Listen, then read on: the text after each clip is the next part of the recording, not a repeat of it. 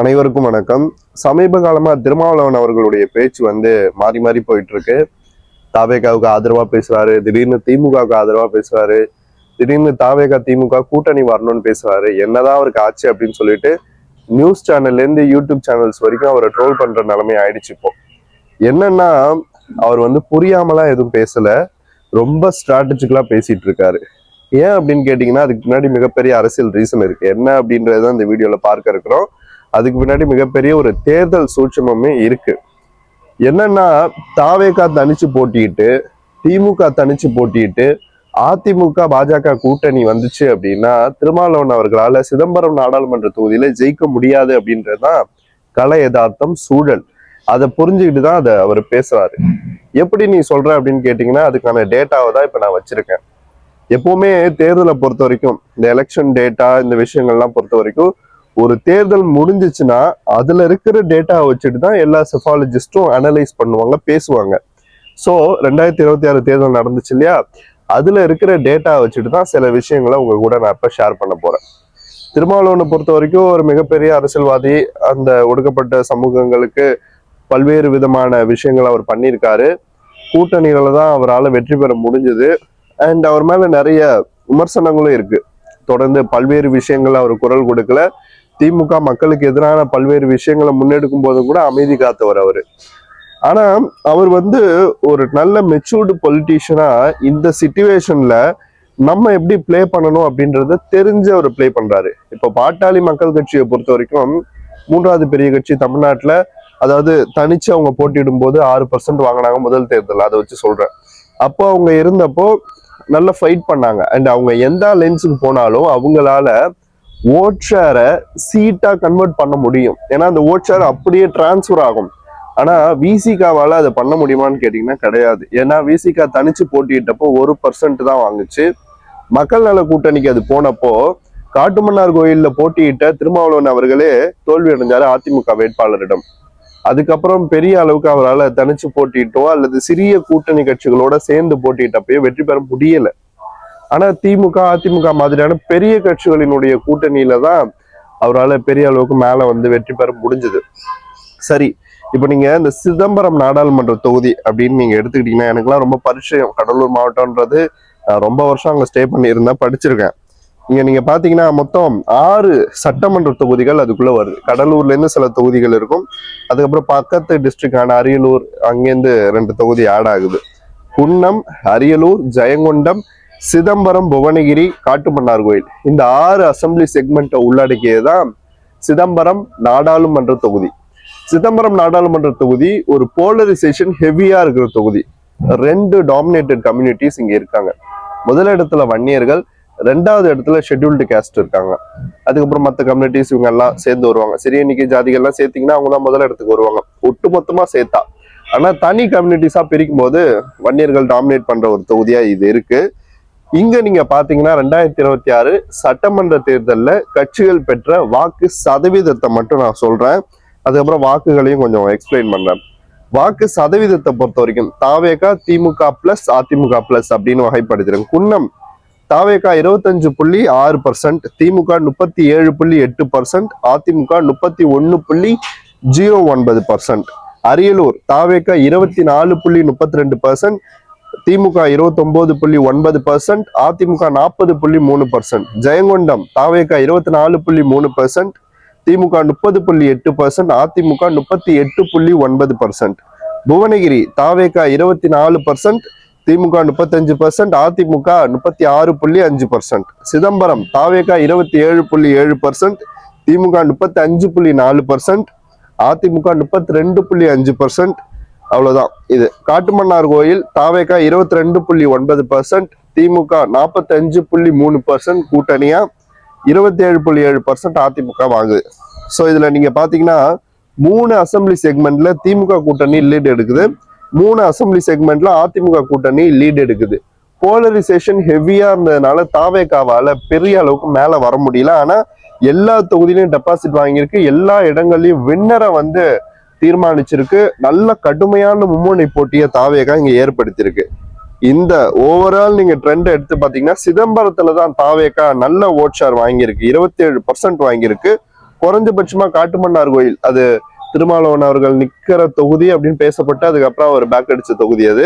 அங்க நிக்காம அவர் விலகிட்டாரு. அது என்ன அழுத்தம்ன்றது அவரே ஒப்பனா சொல்லிட்டாரு. ஸோ அதனால அங்க ஒரு போலரைசேஷன் ஹெவியானதுனால என்ன ஆச்சுன்னா ஓபிசி வாக்குகள் ஸ்பிளிட் ஆயிடுச்சு.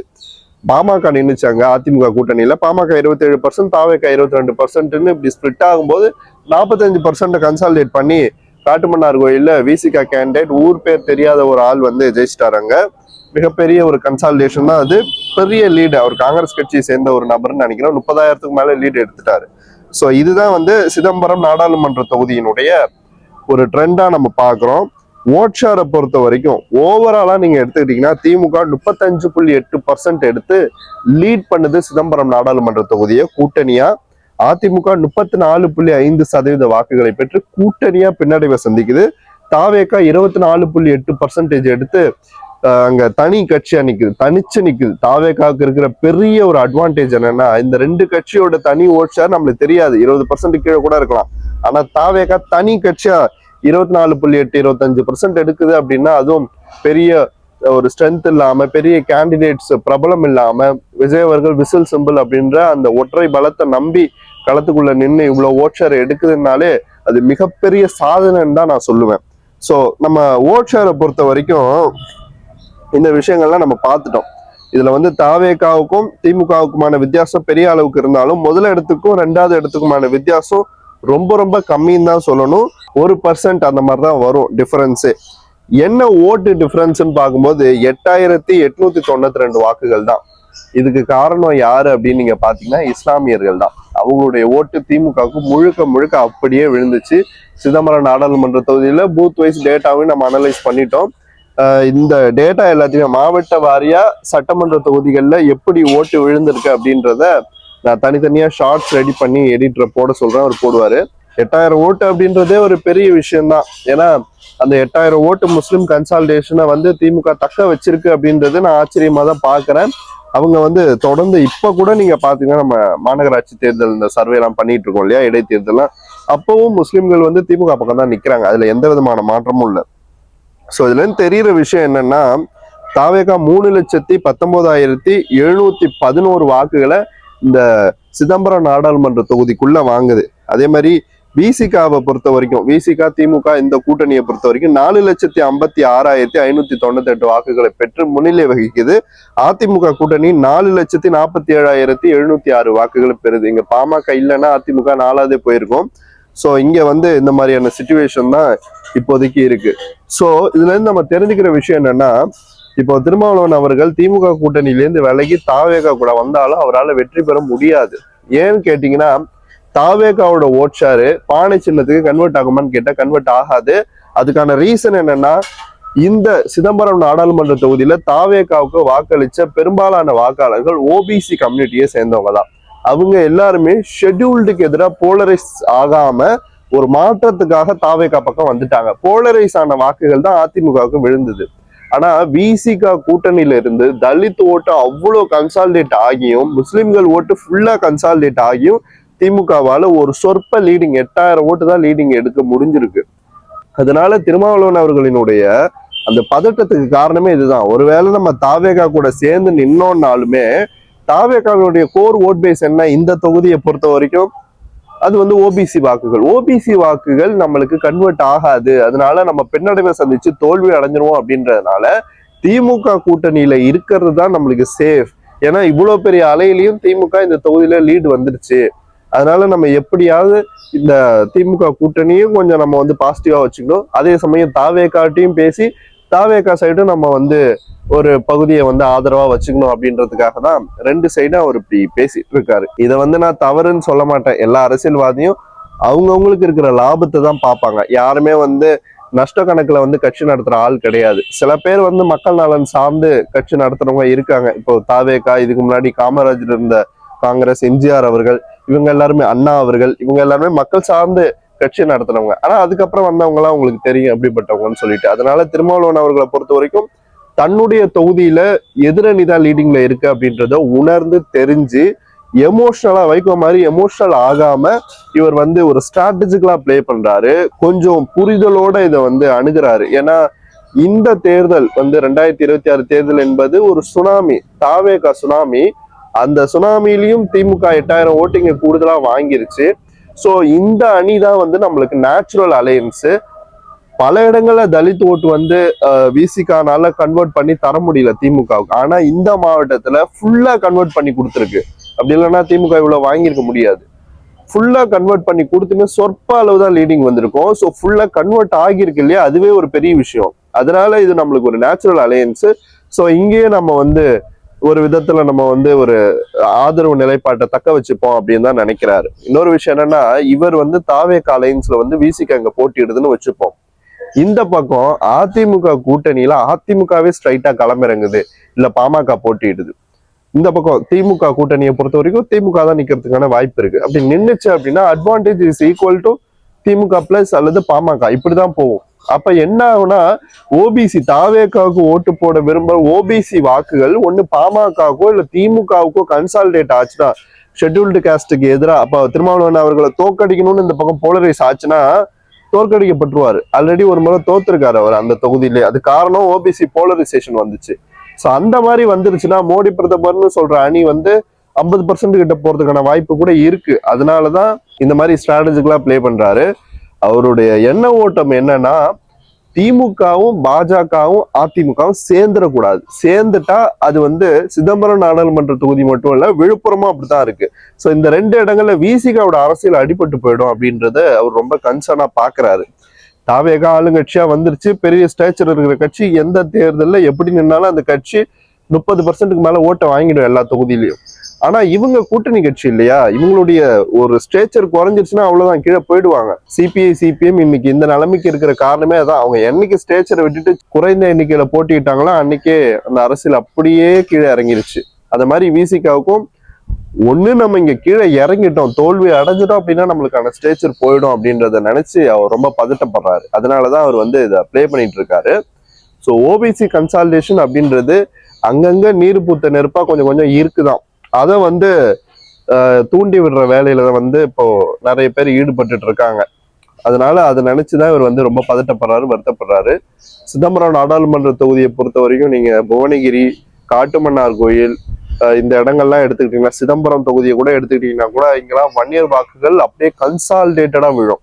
ஸ்பிளிட்டே ஆகாது. நீங்க நல்லா எடுத்து பாருங்க, ஸ்பிளிட்டே ஆகாது, கன்சாலிடேட்டடா விழும். எப்படின்னா, இந்த கேண்டிடேட்டை யார் தோக்கடிப்பா அப்படின்னு பார்த்து விழும். போன தேர்தலில் பாட்டாளி மக்கள் கட்சி தான் நிக்க வேண்டியது இந்த தொகுதியில. ஆனா வந்து பாஜகவினுடைய காத்தியாயினி அப்படின்னு ஒரு கேண்டிடேட் நின்னாங்க. ஆனா என்ன ஆச்சுன்னா, அங்க வன்னியர் ஓட்டு வந்து பாமகக்கு கன்சாலிடேட் ஆகல. அது எங்க போச்சுன்னா அதிமுகவுக்கு போய் விழுந்துச்சு. சந்திரகாசி தான் 2வது வந்தாரு. கிட்டத்தட்ட 4 லட்சம் ஓட்டுக்கிட்ட அவர் அந்த தொகுதியில வாங்கினாரு. ஸோ மிகப்பெரிய கன்சாலிடேஷன் அது. ஸோ சந்திரகாசி அந்த அளவு ஓட்டு வாங்கி 2வது இடத்துக்கு வராரு அப்படின்னா அவங்க எல்லாரும் என்ன நினைச்சிருக்காங்க, பாஜக வீழ்த்தாது, அதனால நம்மளுக்கான ஒரே எதிரி விசிகா தான், விசிகாவை எந்த அணி தோக்கடிக்கும், அதிமுக அணி. அப்ப அதிமுகவுக்கு போடு ஓட்டுன்னு போட்டு தள்ளிட்டாங்க. பட் அது எதிர்பார்த்த அளவுக்கு விழல, கொஞ்சம் பாஜகவுக்கும் ஓட்டு போயிடுச்சு. அதனாலதான் அந்த இடத்துல திருமாவளவன் அவர்கள் இந்த முறை பாருங்க அவருக்கு ஓட் ஷேர் குறைஞ்சிருக்கும். 2024 எலெக்ஷன் ரிசல்ட் சொல்றேன். இது வந்து மைன்யூட்டா நம்ம பார்க்கும்போது இந்த விஷயங்கள்லாம் தெரியுது. அதனால பார்வையாளர்களை நான் சொல்றது ஒண்ணுதான், எல்லா அரசியல்வாதிகளினுடைய பேச்சுக்கு பின்னாடியும் ஒரு எலெக்ஷன் டேட்டா இருக்கு, ஒரு அரசியல் சூட்சமும் இருக்கு. உணர்ச்சி வசப்பட்டு யாரும் இங்க அரசியல் பண்ண மாட்டாங்க, சில பேரை தவிர. வைகோ அவர்கள் பண்றாரு, ஏன்னா அவர் உணர்ச்சியிலே வளர்ந்த தலைவர், அரசியல் தலைவரா வந்தவர். பல விமர்சனங்கள் இருக்கு எனக்கு அவர் மேல. இருந்தாலும் அரசியல்வாதிகளை பொறுத்த வரைக்கும் திருமாவளவன் அவர்கள் அண்ட் அன்புமணி அவர்கள் இவங்கெல்லாம் நீங்க எடுத்துக்கிட்டீங்க அப்படின்னா இவங்களோட ஒவ்வொரு பேச்சுக்கு பின்னாடி ஒவ்வொரு அரசியல் கணக்கு இருக்கு, ஒரு ஓட் ஷேர் இருக்கு, ஒரு சீட் ஷேர் இருக்கு, இல்லாம எதுவுமே கிடையாது. ஸோ வட தமிழ்நாட்டினுடைய அரசியல், குறிப்பா சிதம்பரம் நாடாளுமன்ற தொகுதியை பொறுத்த வரைக்கும் தாவேகாவினுடைய அமைப்பு பலம் ரொம்ப வீக்கா இருக்கு. ஆனா இது நிரந்தரம் இல்லை. தாவேகா எழும்பி வரும் அடுத்த தேர்தல். ஆனா அவர் பயப்படுறது என்ன, இவ்வளவு கம்மியா ஓட் ஷேர் எடுத்துருச்சு, 3வது போயிடுச்சு, நம்ம இந்த அணிக்கு போனா நம்மளும் 3வது போயிடுமோ, ஒருவேளை டெபாசிட் எழுந்துருவோமோ அப்படின்ற ஒரு பதட்டத்துல அவர் வந்து திமுக பாஜக கூட்டணி வந்துடக்கூடாதுன்றதுக்காக திமுகவும் தாவேகாவும் ஒன்னா நிக்கணும் அப்படின்ற அவருடைய ஒரு கன்சர்னை வந்து ஒரு எப்படி சொல்றது, அதுக்கு வந்து ஒரு மோடி எதிர்ப்பு அப்படின்ற ஒரு சாயத்தை பூசுறாரு. பாஜக எதிர்ப்பு, அதனால நீங்க 2 பேரும் ஒன்னா சேரணும் அப்படின்றாரு. பட் அவருக்கு இருக்கிற பயம் தன்னுடைய தொகுதி பறி போயிடக்கூடாது, அவ்வளவுதான். டேட்டாவை புரிஞ்சவங்களுக்கு இது புரியும். ஆனா புரியாதவங்களுக்கு நான் என்ன சொல்றேன்றதே அண்டர்ஸ்டாண்ட் பண்ணிக்க கொஞ்சம் காலதாமதம் ஆகும். ஸோ விசிகாவினுடைய அரசியலுக்கு மிகப்பெரிய ஆபத்து வந்திருக்கு. என்னை பொறுத்த வரைக்கும் திருமாவளவன் அவர்களுடைய தொகுதியிலே வந்து அவர் தோற்கடிக்கப்படுவதற்கான ஒரு வாய்ப்பு தான் இன்னைக்கு தேதிக்கு இருக்கு. அதை மாத்தலாம்.